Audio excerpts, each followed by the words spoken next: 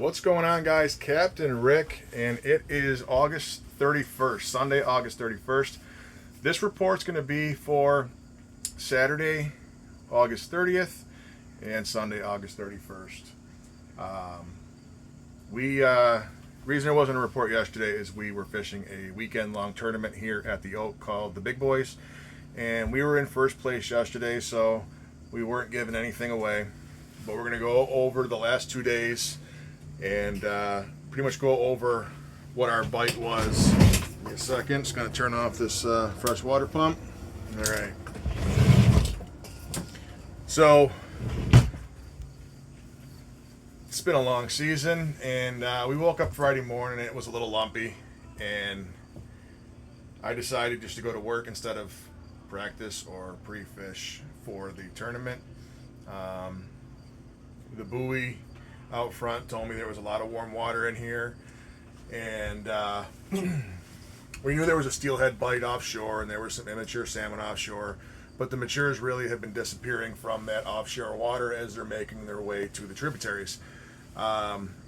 This tournament's not going to be one offshore, so we decided to stay inside. So when we left Saturday morning, let me stop and just back up a second. So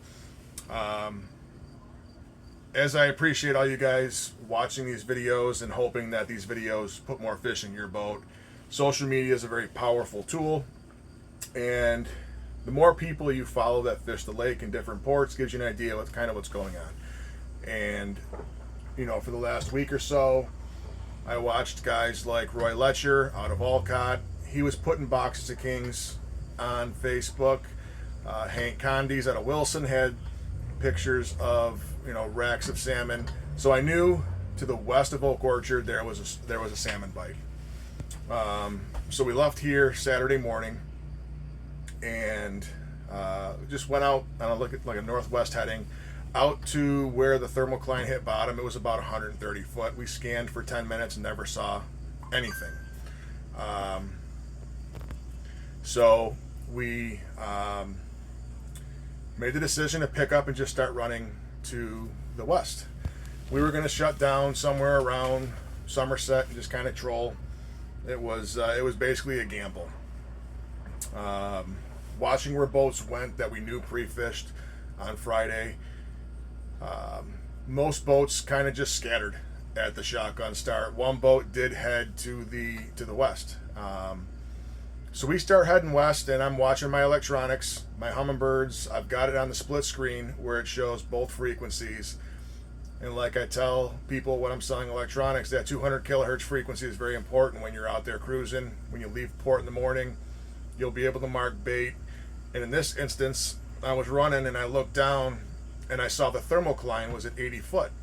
And this was after 10 or 12 miles of running. So basically what that looks like, and I'll try to put a picture up on our Facebook page or a short video, but it was just a thin line going across at about 80 foot, and the reason it was so visible, it was the break was so great, so it went from 65 or 70 degree water down to 40 degree water in a very short span. So we saw that, we shut the boat down, and we started scanning, and all of a sudden we see marks on the screen, put our gear in, and had a phenomenal day fishing stagers from the lighthouse to the power plant all day yesterday. Didn't seem to slow down until about the last hour. We had good fish all day, and the water was cooler down that way. So that warm water, that warm bubble, that was at the Oak, and we saw that from the buoy, and we also saw that when we ran out Saturday morning. But as you ran west, the water got colder. So sat down and beat on them all day, and we go to the scales, knowing that the fishing has been tough here for mature salmon and that most of the people are fishing offshore, and we're sitting in first place with the heaviest box on day one. So most of our bites, except for I think one spoon bite, was on either flasher flies or rigged cut bait. We did take one or two shots on some deep rig tackle, but we went through 2 packages of rigged cut bait yesterday. We had a Wonder Bread Smart Fish and a hammerfly go in the morning, and then after that it was all, they really wanted 8-inch chips. Chrome was really good for us yesterday, so the Dragon Slayer with the electric funeral head behind it was really good on a diver. Kryptonite was really good. The big paddles didn't seem to go, but I kept them in the water because I felt like those were the ones that were going to get us our, our 1 or 2 good fish. So we tried to keep a couple of those in the water, even though everything had meat on them. We ran an 8-rod spread, 3 riggers, 2 divers, and 3 coppers. Our coppers were 350 and 400 foot Morgan's tackle copper. They both were taking a fair amount of fish. We slid a 500 out, and I believe we took 1 or 2 fish on that as well.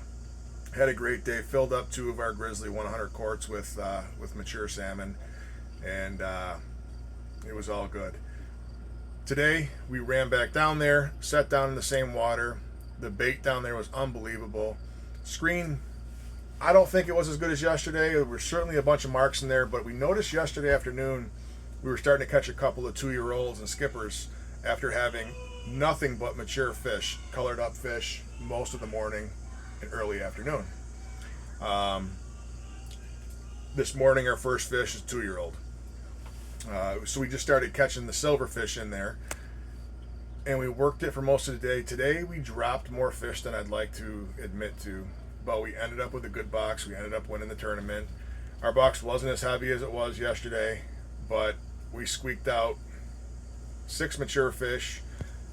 We had a handful of fish in the other cooler that were 2-year-olds and 1-year-olds that we ended up keeping. Let me end that phone call real quick. So that was today. Again, rigged cut bait took 95% of our fish. I think we went through 2 packs of cut bait again today. Today, though, I tried to keep some bigger flashers in the water. Today, big green fish seemed to be the deal.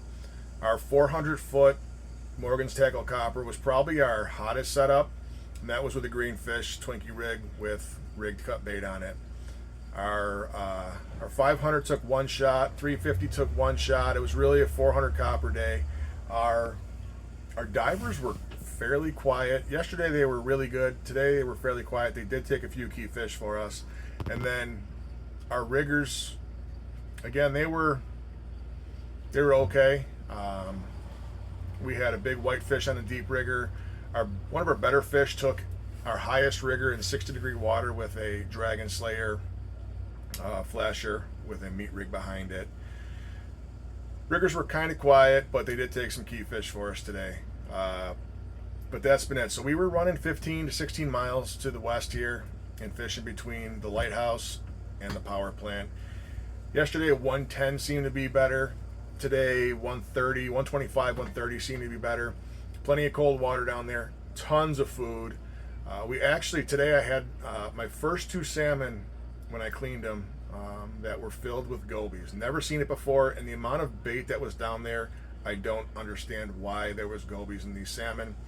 But I had 2 salmon. I believe one was a mature, one was an immature, with gobies in it. And the gobies were, for the most part, they were the little 1.5 to 2 inch gobies.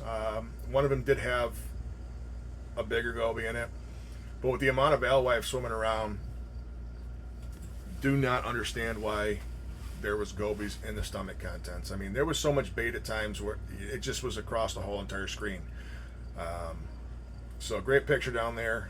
Lots of fish. There was more 2-year-olds and 1-year-olds down there today than there were mature fish. But yeah, so that's where we fished the last 2 days. We're going to try and stay a little closer to home tomorrow. We are not going offshore steelhead fishing. The steelhead fishing here is absolutely phenomenal if you want to go offshore and do that. And the steelhead are chunky, but kind of bored with them. So it's always, for me personally, way more enjoyable watching reels get burned from mature salmon than watching some jumpy fish. And I guess I'm just spoiled, but that's